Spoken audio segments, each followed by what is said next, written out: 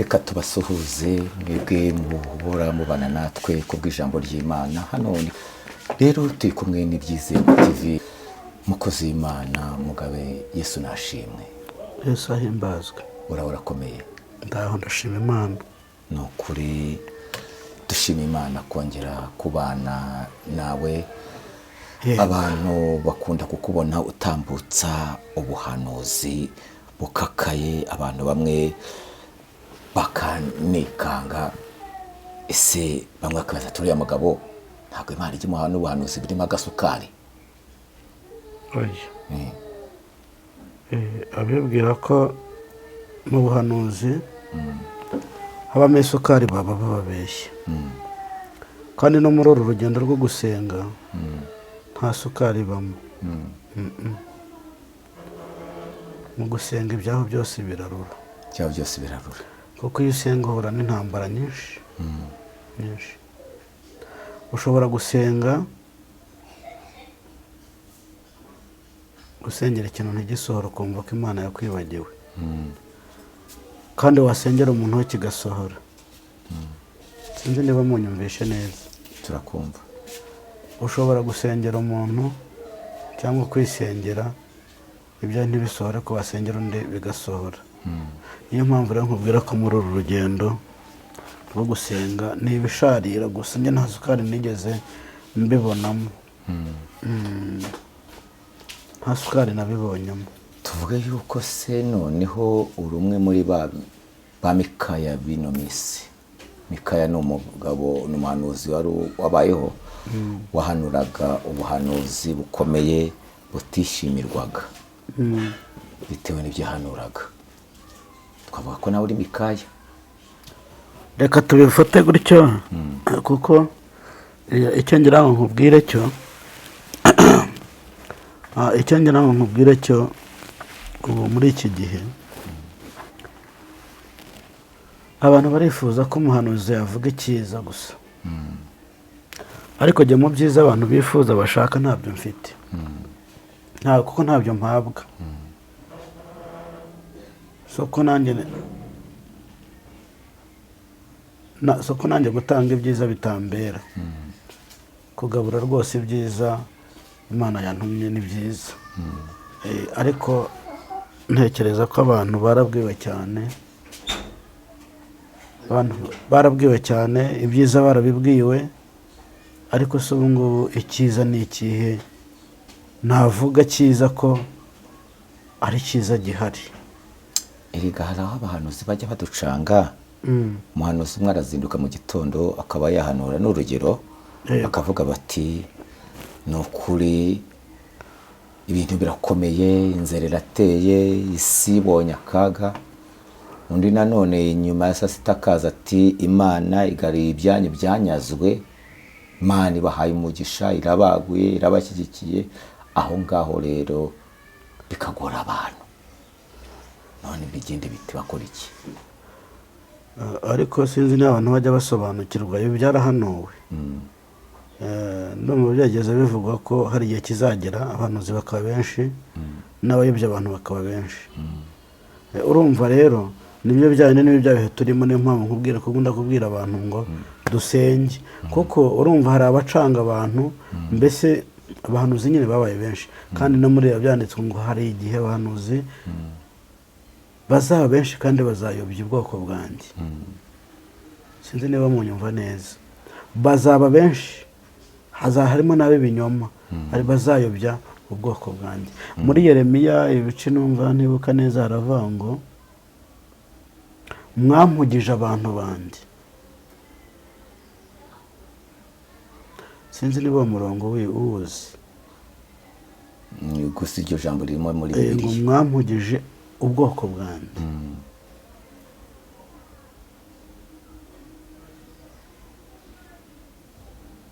Ngo mwarahanuye ngo ariko sinabatumye. Ngo mwahanuye iby'imitima yanyu igira ite yifuza. None ni gute umuntu azaryama mu gitondo agatekereza akavuga ati ubwo mfite cano reka ngende njya kuvuga ko Imana itanze umugisha mu Rwanda, njya kuvuga ko Imana itanze umugisha mu bantu, kandi urimo urababeshya.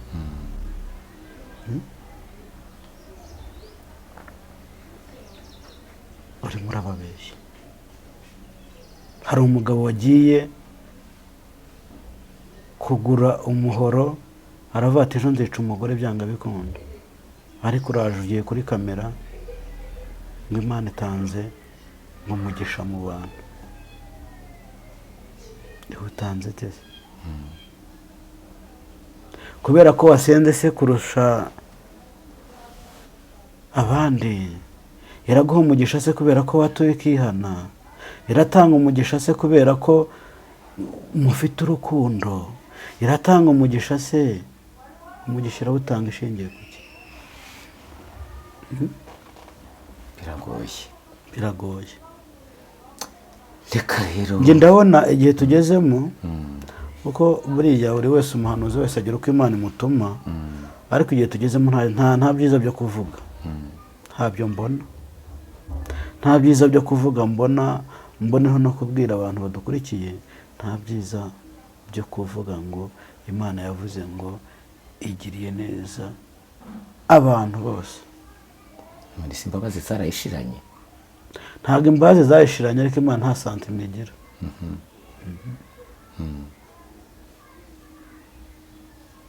Kubera ko ukuyemo inda eshanu se, kubera ko se ni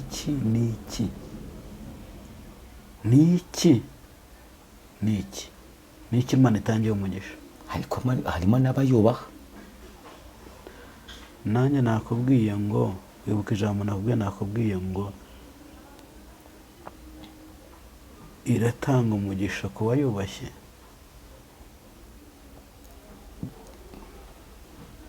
Ntago umuhanuzi azaza avuge ngo Imana irambwiye ngo itanze umugisha mu bantu bose, ngo mugiye kumererwa neza, mugiye kugubwa neza. Gute se? Gute?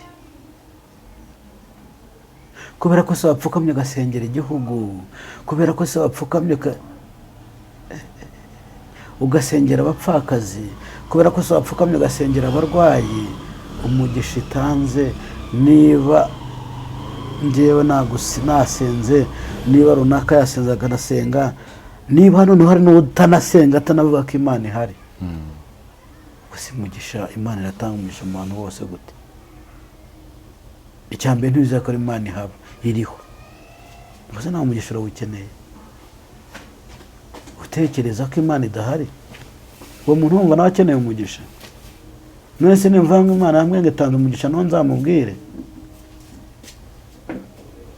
Kubera ko yaguze umuhoro akajya kuwutyaza ati ejo nzica umugore aranzengereje, kubera ko umugore yagiye gushaka inyundo, hari umerutse kumva ngo waconze umugabo asinziriye aramwica. Ubwo se nawe arakeneye umugisha? Ariko tuzajya dukora ibyaha tuvuge ngo tuzihana. Harya Imana ko igira imbabazi nayo izatangira mu myaka 2, ugeze imyaka 90 ukora ibyaha watura mbabarira. Ariko se urakoze cyane Mugabo Eric, uri umwe mu bantu batajya bapfa kuza kuri kamera badafite message Imana yabatumye yabahaye. Reka rero n'ubundi gatoya naguciye mu ijambo. Ibyo kubyo waruvuze ntago njyambye kuri kamera ntafite kinjyanye.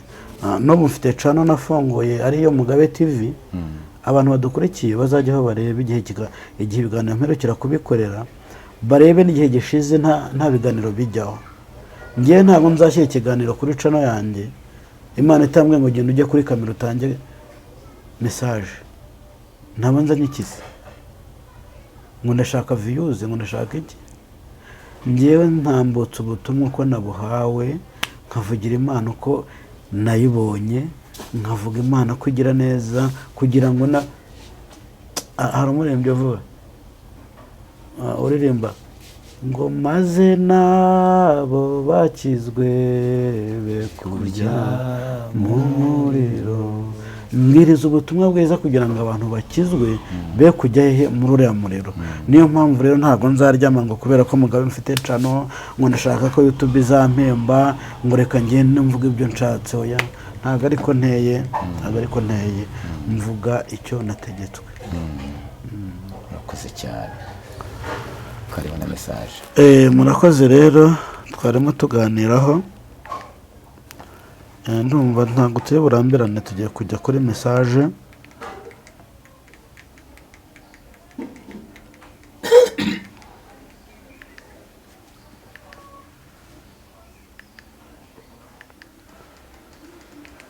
Icyo ngira ngo mbwira abantu,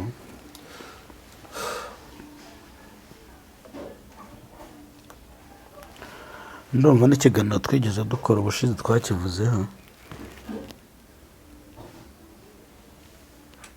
Hari abantu basenze, erega hari abantu bifitiye umuruho wo gusenga.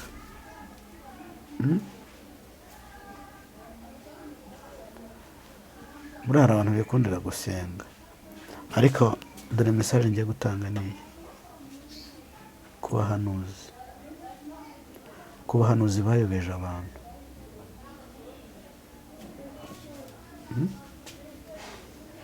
Hari abahanuzi bayobeje abantu, abantu biruhiye, abantu bananiwe b'indushyi bishakira Imana, ariko aho kuruha nshaka iby'isi nanjye naruha nshaka Imana.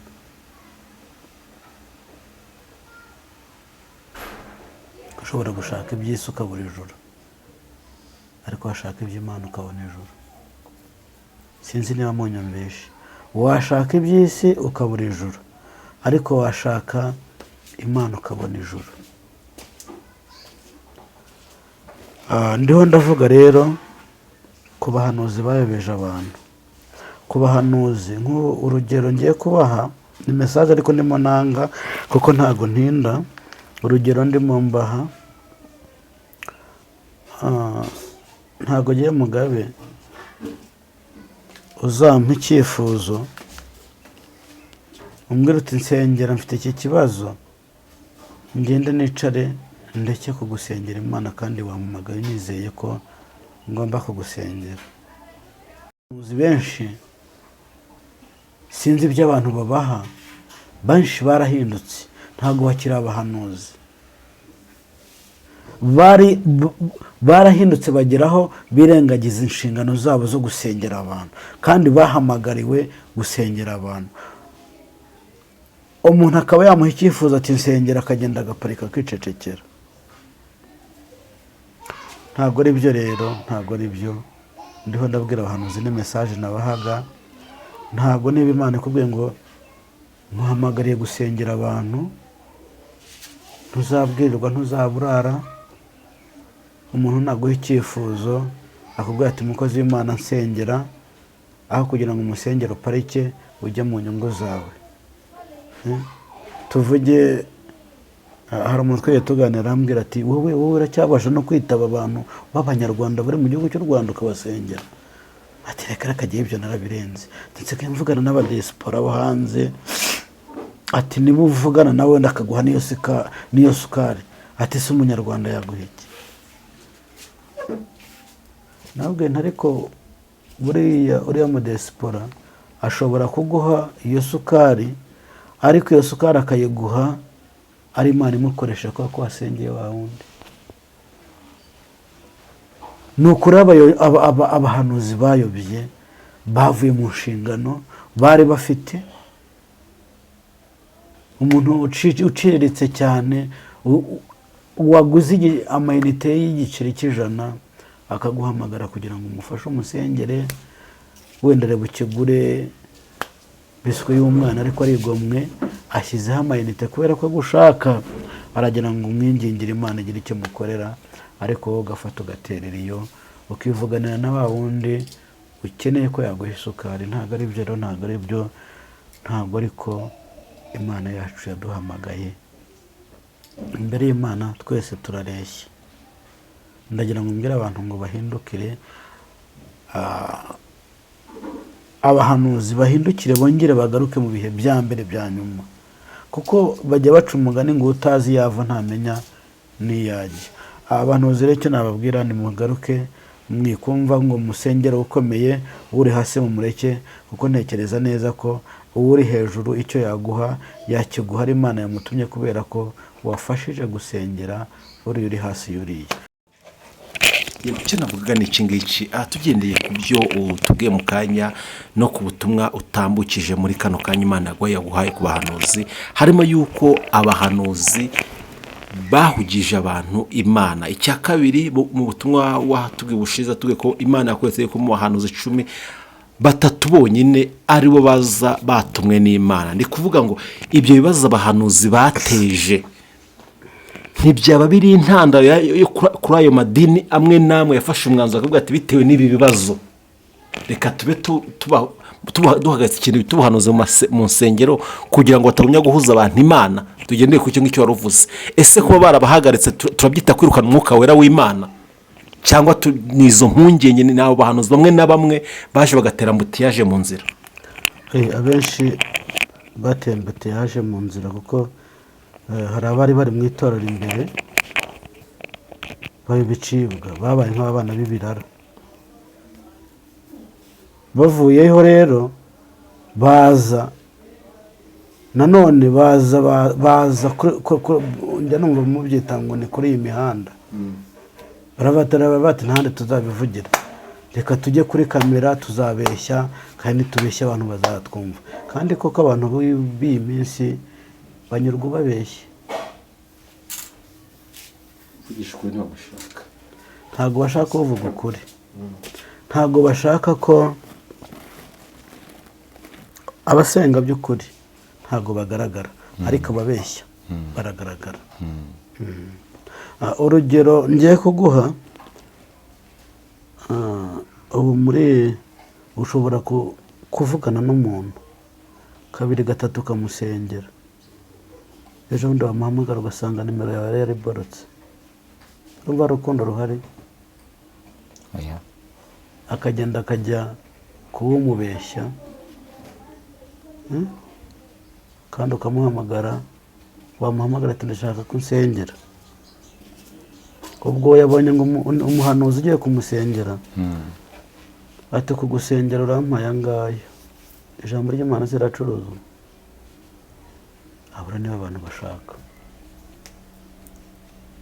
Ubuvuze kuri iryo jambo ry'ibiguzi, hari n'ikintu kivugwa muri iyi minsi cyitwa igitambo. Kugira ngo uwo umuhanuzi umuntu akavuga ati kugira ngo ngusengere, umuhanuzi asengera umuntu ati uratanga igitambo, tamba Isaka. Ntabwo jewe biriya bintu biri mukuri cyangwa ntabwo mpamanya nabyo. Ntabwo Imana yacu, nta nigeze mbona ko Imana iturwa igitambo, ahubwo Imana iturwa ituro ry'ishimwe. Nta nigeze mbona ko gutura igitambo byemewe. Bire haraho byemewe nepo igitambo. Nzi ko ibitambo bitangwa mu bapfumu, ariko kwa Yesu nta bitambo bibayo. Ngo banza utange igitambo kugira ngo usengere, ariko ubwo ntiwumva banza utange igitambo kugira ngo usengere. Ariko abantu basobanukiwe bakumva cyane kuruta uko bumvaga. Bandi akabyita kubiba.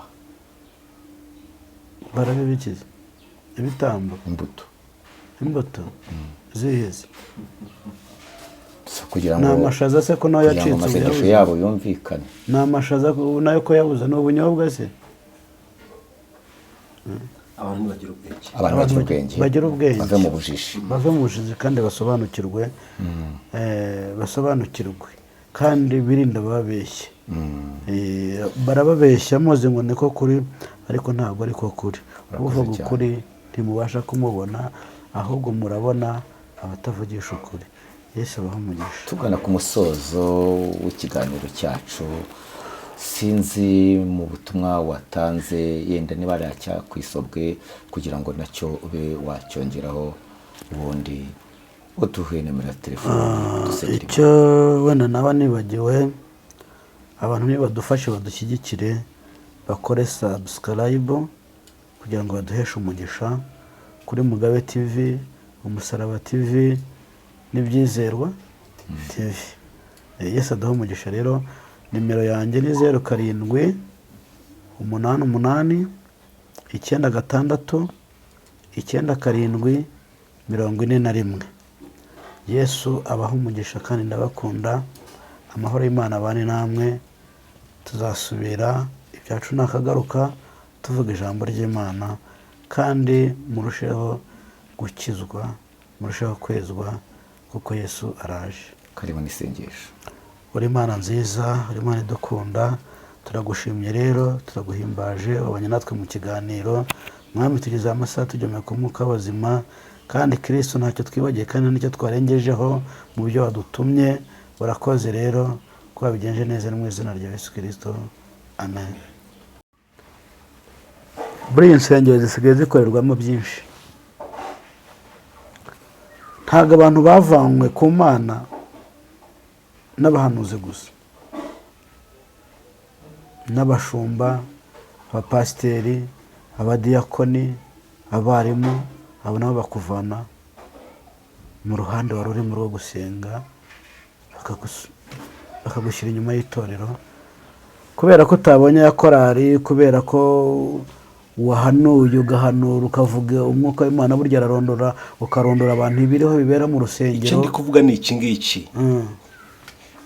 Utubwiye yuko abahanuzi bamwe na bamwe bahanura Imana itabatumye. Bitubwiye mu kiganiro dukoze ufite ubutumwa ku bahanuzi. Mu kiganiro cyashize bwo tubwiye yuko Imana yakwetse mu bahanuzi 10 ubonamo 3. Ndi kwibaza ko utubwiye yuko Imana abahanuzi bari mu bahugije abantu Imana.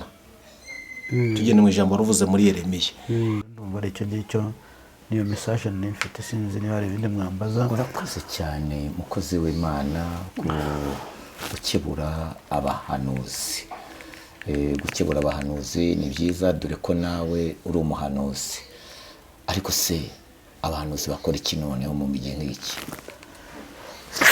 Abahanuzi bakora iki? Ibyo bariho bakora, bariho barishimisha.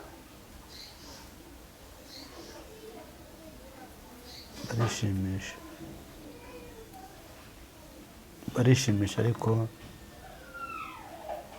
batukisha Imana.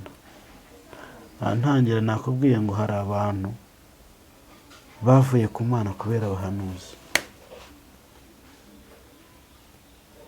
Nakubwiye ngo muri Yeremiya sinebukanu igice cyaho n'umurongo havuga ngo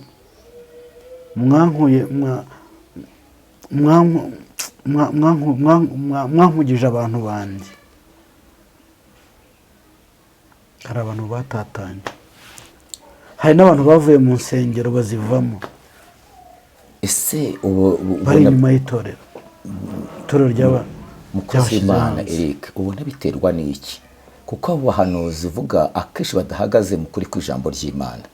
Uzasanga bafite umubare w'abantu benshi babakurikirana, babatega amatwi, ariko wa wundi rimwe na rimwe uri mu mwuka w'Imana ugasanga rimwe na rimwe ntiyitaweho. Ubona biterwa n'iki? Arega nibyo nakubwiye nti abantu b'iki gihe bo muri iyi minsi barashaka ko babeshya, ntabwo bashaka ko babwiza ukuri. Iyo babeshye rero ibyo ushaka urabibona. Ariyo mpamvu mbwira ngo abahanuzi barataye, binjiye mu kintu cyo kubeshya kugira ngo babone ibyo bashaka, babone ibibashimisha.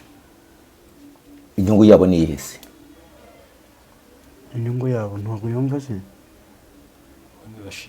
Babone ibibashimisha. Mugabe, hari amadini amwe n'amwe yavuze yuko atagikeneye ko abahanuzi bahanura muri ayo madini cyangwa se muri ayo matorero, ariko mu minsi mike usanga bamwe mu bahanuzi cyangwa se bamwe mu bayoboke b'amadini bavuze yuko ayo madini yirukanye umwuka w'Imana kubera ko yanze yuko ibyo bintu by'ubuhanuzi biboneka mu madini cyangwa se biboneka mu materaniro. Ndakubaza muri kano kanya kino kibazo, ese nawe wumva ko barirukanye umwuka w'Imana koko mu nsengero, cyangwa ikibazo ni icyo ngicyo cy'abahanuzi? murakoze, marihanganirwa ya magiripe. Icyo ngira ngo mbabwire, buriya umwuka w'Imana, umuhanuzi w'Imana, guhanurira mu itorero cyangwa mu idini ry'iki gihe biragoye.